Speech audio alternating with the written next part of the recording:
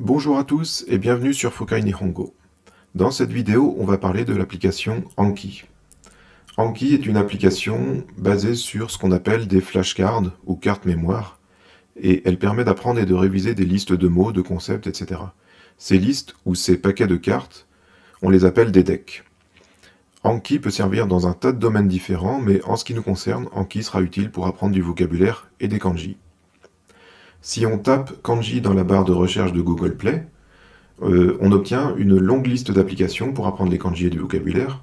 Toutes ces applications sont différentes, mais elles ont en commun de nous faire apprendre les kanji et le vocabulaire en appliquant pour la plupart d'entre elles ce qu'on appelle la révision espacée, qu'on expliquera un peu plus loin. Pour ce qui est des livres en version papier, vous avez peut-être entendu parler de Les kanji dans la tête, version française de Remembering the Kanji. Ces livres sont dédiés à l'apprentissage des kanji. Anki a plusieurs qualités face aux concurrents évoqués. Déjà, il est gratuit sur PC et Android, mais payant pour les utilisateurs Apple. L'autre qualité, c'est qu'on trouve beaucoup de matériel disponible prêt à l'emploi, comme je vous le montrerai tout à l'heure. Une dernière qualité, c'est qu'il est modulable dans son utilisation et ses réglages, et dans le matériel d'étude, c'est-à-dire qu'on peut fabriquer nos propres jeux de cartes et les confectionner exactement comme on veut. Donc cette vidéo n'est évidemment pas là pour faire une présentation exhaustive et intégrale de Anki, ce serait beaucoup trop long, mais à l'issue de cette vidéo, vous serez en mesure de chercher et de trouver du matériel, c'est-à-dire des decks, et vous saurez aussi faire vos propres cartes, et je vous montrerai aussi les réglages importants à connaître. On ouvre Anki, et ça ressemble à ça. Là, il se trouve que je suis sur mon smartphone sur Android. On voit qu'on a un certain nombre de paquets de cartes qui sont à apprendre ou à réviser. Alors, si je clique sur ce paquet-là, j'ai un mot en japonais dont je suis censé connaître la lecture et la signification. Je clique sur afficher la réponse. Et ensuite, il ne faut pas oublier que c'est de l'auto-évaluation, donc c'est à moi de dire si je sais ou pas. Si je clique sur encore, ça veut dire que je ne savais pas. Si je clique sur difficile, correct ou facile, ça veut dire que je savais, mais difficile, ça veut dire que j'ai trouvé, mais difficilement. Correct, j'ai trouvé assez facilement. Et facile, bon, c'est un mot très facile, pas de problème. Alors l'idée très globale est que si je réponds encore, je retrouverai cette carte dans une prochaine session très rapidement, donc par exemple dans moins de 10 minutes. Si je réponds correct, je retrouverai cette carte dans 3 jours. Donc elle me sera proposée dans 3 jours. Et ensuite, si je réponds correct dans 3 jours, ce délai sera multiplié par 2 environ, donc ça fera 6 jours, etc. Et si je réponds difficile ou facile, eh ben, ce délai sera raccourci ou rallongé par rapport à correct. Et donc je retrouverai cette carte un peu plus tôt ou un peu plus tard. Donc ça, c'est l'idée globale de Anki. Alors, vous voyez que les délais qui sont là, donc 10 minutes, 2 jours, 3 jours, 5 jours, sont paramétrables, ainsi que le nombre de cartes à réviser ou à apprendre. D'ailleurs, tout est paramétrable sur Anki. Alors ça peut rebuter un peu au début, mais je trouve que c'est quand même une bonne chose parce que dans un certain nombre d'autres applications, il y a certaines choses qu'on aimerait pouvoir changer et on ne peut pas, alors qu'ici on peut tout contrôler. Et justement, je vous expliquerai tout ce qu'il y a à savoir au niveau des réglages, etc. dans cette vidéo. Cette façon de réviser est ce qu'on appelle la répétition espacée. Elle est basée sur le constat que notre mémoire fonctionne comme sur ce schéma.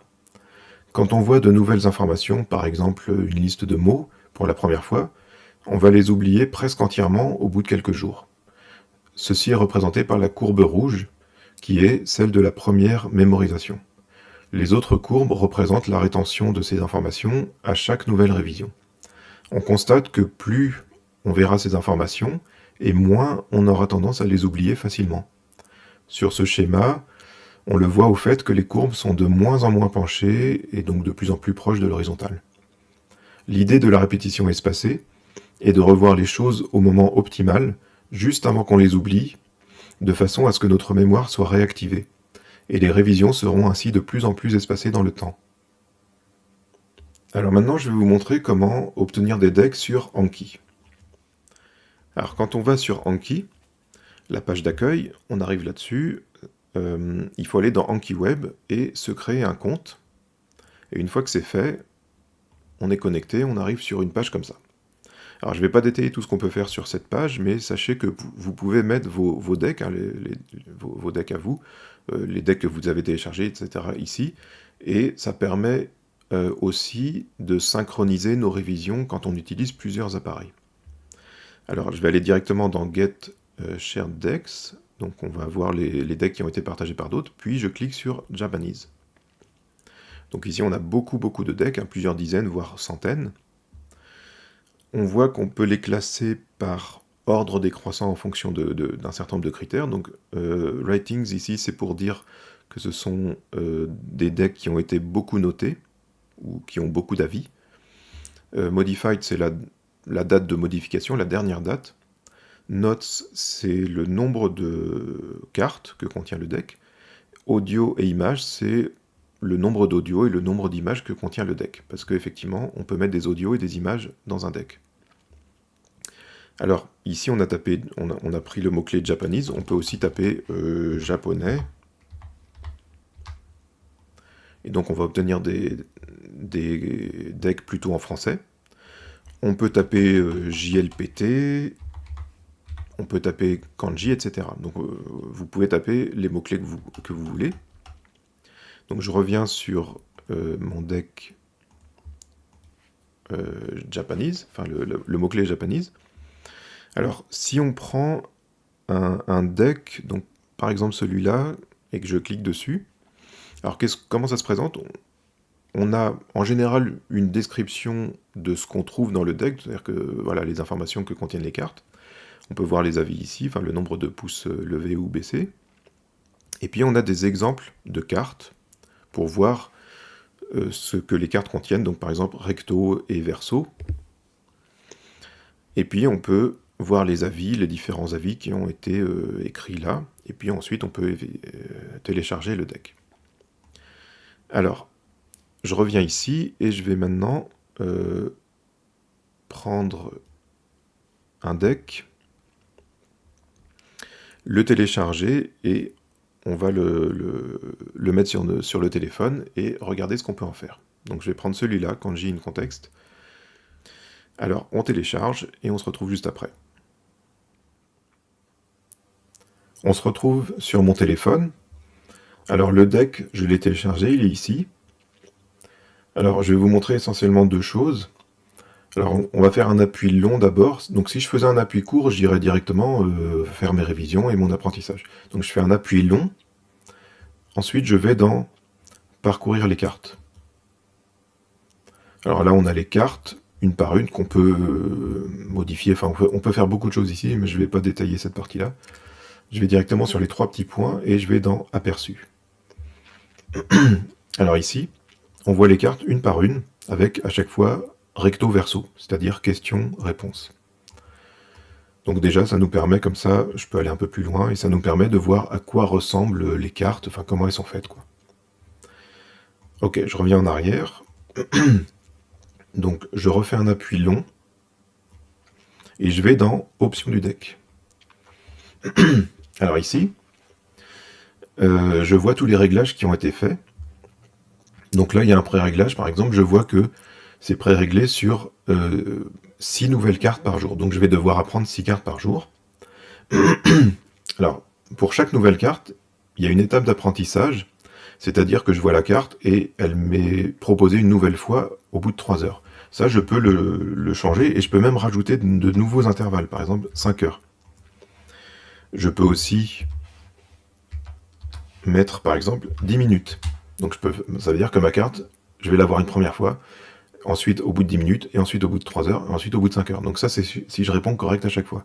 Et une fois qu'elle sort de la phase d'apprentissage, j'atterris là-dedans, et ça veut dire que je vais la revoir au bout d'une journée.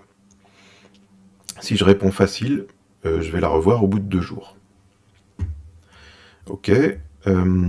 Donc maintenant, si je suis avec une carte qui n'est plus en apprentissage, mais que je vois depuis quelque temps déjà, et si je me trompe, donc je clique sur Encore, et ben elle va passer en étape de réapprentissage, donc je vais la revoir au bout d'une heure, donc ça c'est pareil, c'est réglable, hein. Donc au bout d'une heure, puis je la reverrai au bout d'une journée. Et puis après, elle repart dans un cycle normal. Ici, on peut régler un certain nombre de choses, comme la façon dont les cartes sont incorporées dans le paquet, la façon dont les cartes sont proposées, les nouvelles cartes sont proposées, donc ça peut être de façon aléatoire, par exemple comme ici, ou en suivant l'ordre du paquet, etc. Donc ça, on peut choisir tout ça ici. Dernier réglage que je voulais vous montrer, c'est ici. Donc on a un intervalle maximal ici qui est réglé sur 100 ans.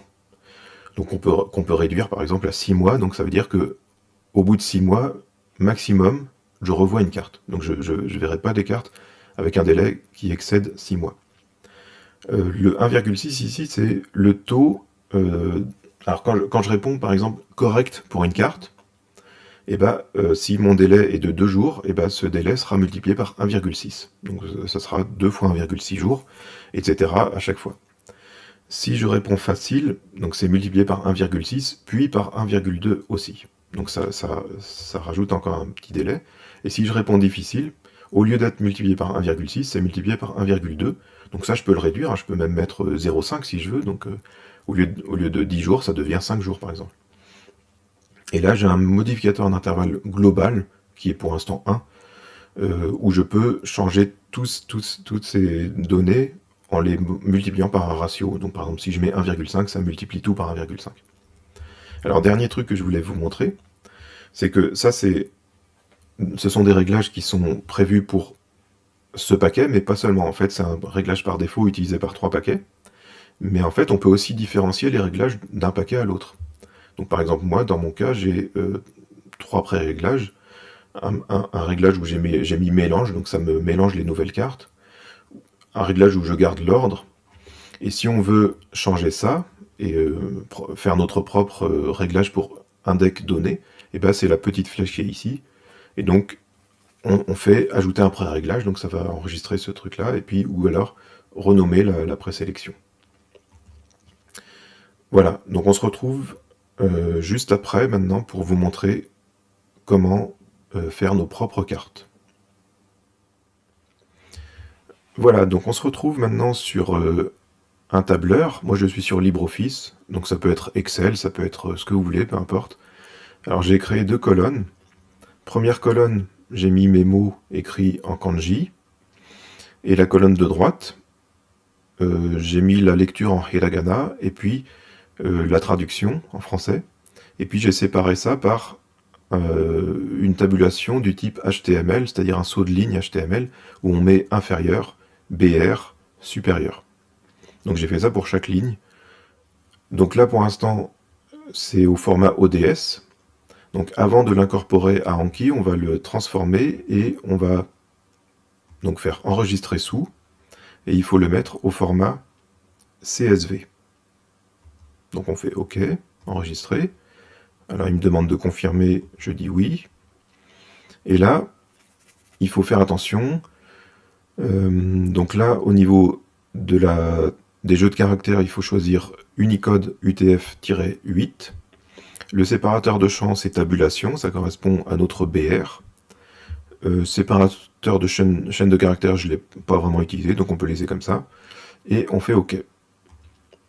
Donc voilà, maintenant j'ai mon fichier qui est enregistré au format CSV. Donc on va l'incorporer au téléphone et regarder ce que ça donne. Voilà, on se retrouve sur mon téléphone. Alors le fichier que j'ai créé, il est ici, je l'ai mis sur mon téléphone. Donc je clique dessus. Donc je demande à l'ouvrir avec Anki. Donc sinon on peut faire importer. Hein. Donc j'arrive sur cette phase-là d'importation. Donc on vérifie que le séparateur c'est bien tabulation, ça correspond au BR de tout à l'heure. Tolérer HTML, oui. Ici, vous embêtez pas, vous mettez par exemple basique. On clique sur importer. Donc notre paquet, il est ici. Donc je fais un appui long dessus pour le renommer. Donc par exemple, je vais le renommer... Donc par exemple, nouveau paquet 1. Maintenant, appui long, parcourir les cartes, et puis on va voir à quoi ça ressemble. Donc voilà, donc recto, verso, recto, verso. Si on va un peu plus loin, donc on a le recto écrit en kanji et le verso en hiragana et la traduction. Alors, histoire d'être complet, je vais juste vous parler d'extension, donc je vais vous dire 2 mots très rapides dessus. Donc, quand on est sur le site de Anki, on va ici dans Add-on. Ça nous ouvre une nouvelle fenêtre, et donc il y a un certain nombre d'extensions ici, et nous, celles qui nous intéressent, elles sont obtenues en tapant Fuligana. Alors, ce sont les 3 premières ici, qui sont les plus utilisées. Alors, je vais quasiment rien dire dessus, c'est juste pour vous dire que ça existe. Donc, ce sont des extensions qui permettent, quand on fabrique des decks en japonais, ça permet de manière automatique d'ajouter des Fuligana. Moi, je ne l'ai jamais utilisé, mais en tout cas, ça existe, et si vous voulez vous renseigner, etc., bah, au moins vous savez que ça existe. Voilà, c'est fini pour aujourd'hui. J'espère que cette vidéo vous aura plu et qu'elle vous sera utile. N'hésitez pas à aller voir mes vidéos précédentes. On se quitte sur les plages de Kagoshima, en face du volcan Sakurajima. Je vous souhaite un bon apprentissage, et je vous dis à bientôt pour une prochaine vidéo. Salut!